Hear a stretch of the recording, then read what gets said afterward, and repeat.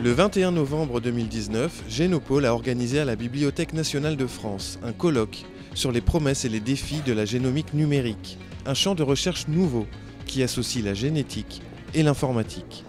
Cette conférence, elle vient à un point nommé, c'est-à-dire c'est un moment où la génétique, la génomique atteint une maturité très importante dans sa capacité à faire du séquençage, mais surtout elle produit un nombre de données qui est maintenant absolument impressionnant, c'est 3 milliards de données pour le génome d'un humain, d'une personne. Donc on est à un moment donné où on est à la convergence, la confrontation entre ceux qui savent faire du séquençage, les biologistes, ceux qui sont à la paillasse, et puis les informaticiens qui, eux, vont traiter cette masse importante de données. Pour Manolis Kellis, professeur de sciences informatiques et d'intelligence artificielle au MIT, la première application concrète de l'alliance entre génomique et numérique concerne la santé, avec à la clé une évolution majeure dans la façon de traiter les maladies. Toutes ces études sont en train de peindre une image nouvelle de la maladie qui vraiment commence à unifier un petit peu des domaines qui avant étaient très très séparés. Et je pense que ces collaborations vont vraiment changer la face de la médecine d'aujourd'hui. C'est-à-dire aujourd'hui, la médecine, c'est vraiment comment est-ce qu'on traite les symptômes, comment est-ce que ce malade peut être plus heureux ou avoir moins mal ou avoir moins de fièvre. Et je pense que dans le futur, ça sera plus ça. Ça sera vraiment quelle est la cause, la base de la maladie et comment est-ce qu'on peut renverser ces effets de la maladie à différents niveaux pour chaque personne. Donc c'est non seulement la médecine de précision, mais aussi c'est la médecine personnalisée. Et je pense que c'est vraiment le début d'une médecine nouvelle, d'une médecine du futur, qui va vraiment améliorer en quelque sorte la condition humaine. La médecine du futur sera le fruit de cette interface entre la biologie et l'informatique. Au cœur de ce progrès, toutes les données médicales recueillies lors des analyses génétiques ou biologiques. Une masse vertigineuse d'informations qu'il faut parvenir à exploiter, comme le souligne Emmanuel Génin, qui dirige à l'INSERM le laboratoire génétique, génomique fonctionnelle et biotechnologie. Si on séquence le génome d'un individu, on va trouver plus de 4 millions de variations, donc c'est un nombre énorme. Et donc il va falloir, parmi ces 4 millions de variations, voir lesquelles sont les plus intéressantes et pour être liées à la maladie, pour ensuite lancer des projets d'études au laboratoire de ces variants et de ce qu'ils peuvent vraiment faire en termes d'expression des gènes et puis ou alors au niveau de la protéine, si ça modifie les protéines. Christophe Ambroise nous montre la spécificité de l'analyse de données complexes, issues des écosystèmes qui nécessitent des modèles mathématiques, des algorithmes prenant en compte les interactions entre espèces et interactions entre gènes et environnement. Hélène Jam plaide pour le dialogue dans des équipes pluridisciplinaires.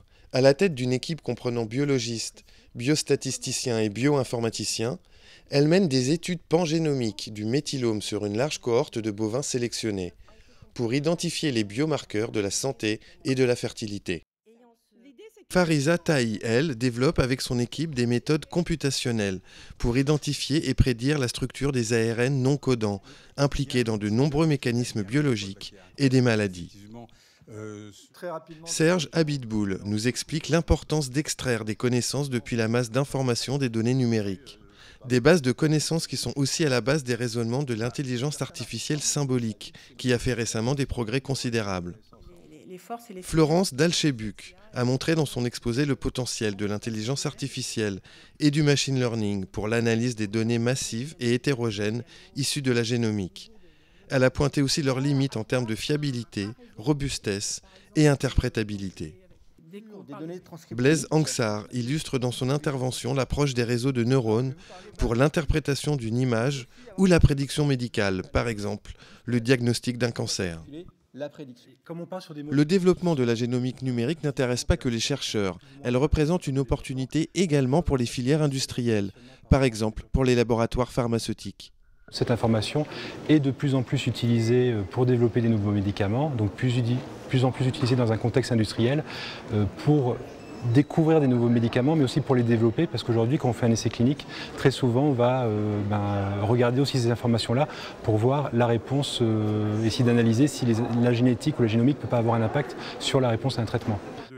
Les champs d'application de la génomique numérique sont très vastes. Nicolas Eslot, généticien pour le groupe français de semences agricoles Limagrin, nous explique pourquoi cette approche va aider à relever les défis de l'agriculture durable et du dérèglement climatique. Les hommes ont domestiqué les plantes cultivées depuis des milliers d'années, voire des dizaines de milliers d'années, avec un processus qui n'était pas vraiment conscient. Et la sélection moderne a émergé au milieu du 19e siècle, avec une approche un peu plus scientifique. Et nous sommes les héritiers de Gregor Mendel, de gens comme Villemorin, pour continuer à utiliser ces espèces domestiquées et les adapter aux besoins du présent, aux modes de culture, aux attentes de la société et aux besoins des consommateurs. Dans un contexte de réduction des pesticides et de changement climatique, on s'attend à une augmentation de pression et d'importance des bioagresseurs, des virus et des pressions insectes. Et sans solution chimique, ou avec moins de solutions chimiques, il est critique de mettre au point des variétés qui sont génétiquement résistantes, sur lesquelles la génomique nous aide énormément, et ce qu'on appelle la sélection génomique, c'est-à-dire l'utilisation de marquages moléculaires haute densité pour faire une prédiction de performance, pour du rendement, de la tolérance sécheresse. Ce sont des méthodes qui s'appliquent extrêmement bien quand on travaille sur des caractères complexes, c'est-à-dire contrôlés par des milliers ou des dizaines de milliers de gènes. Les enjeux éthiques et sociétaux propres à la génomique numérique sont abordés lors d'une table ronde réunissant Christine Balaguet, qui a été vice-présidente du Conseil national du numérique, et Mélanie Clément-Fontaine, spécialiste en droit de la propriété intellectuelle et en droit du numérique. Antoine Danchin plaide dans son intervention pour une approche symétrique de l'analyse génomique, qui part de la fonction biologique et recherche, si elle peut être codée dans les séquences disponibles. Je pense qu'il est extrêmement important d'associer l'aspect numérique à l'aspect expérimental à la paillasse. En fait, c'est pour ça que j'avais créé l'expression in silico il y a exactement 30 ans. L'idée étant qu'il ne s'agit pas de faire des prédictions de type prédiction mathématique, mais d'utiliser la puissance des calculateurs pour en fait réaliser des expériences sur la connaissance de la génétique.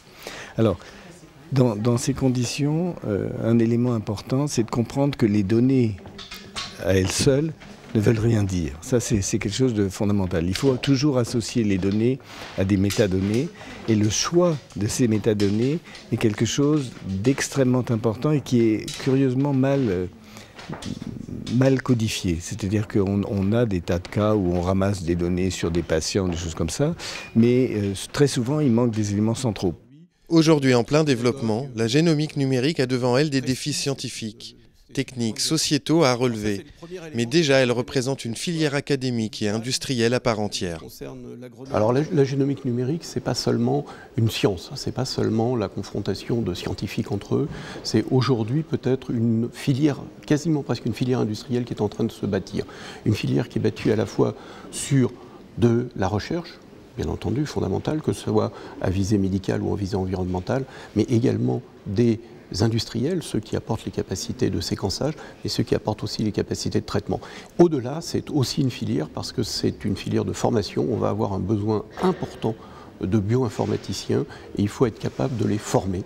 Et donc c'est aussi faire appel à l'enseignement supérieur pour nous apporter cet élément supplémentaire de formation des nouveaux métiers que produit cette filière. Merci à vous, merci à tous. Bonne soirée à tous, au revoir.